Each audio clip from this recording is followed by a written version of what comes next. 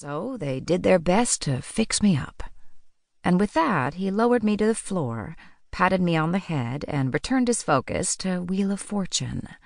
When I was in early elementary school, I overheard my grandfather talking about his plan to meet his biological siblings for the first time.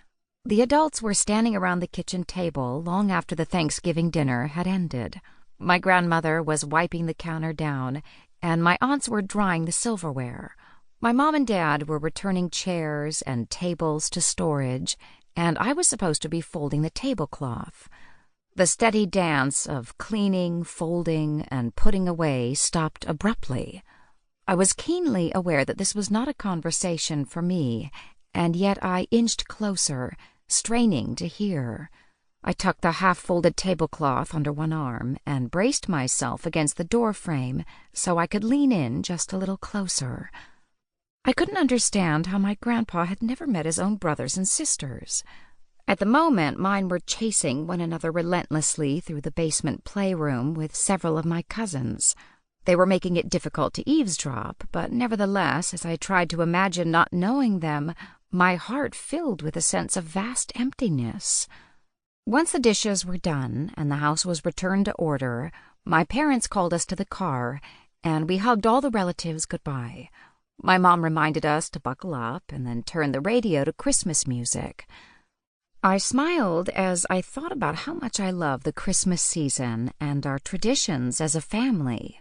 My brother fell asleep with his head on my shoulder, and my sister softly sang along with the music.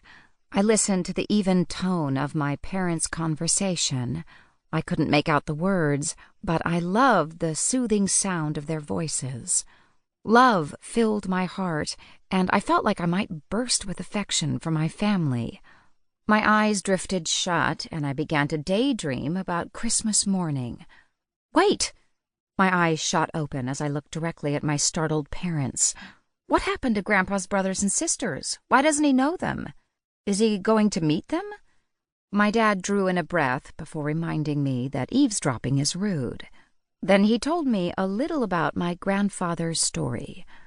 Grandpa lived in a lot of foster homes when he was a kid, but his brothers and sisters were adopted by another family.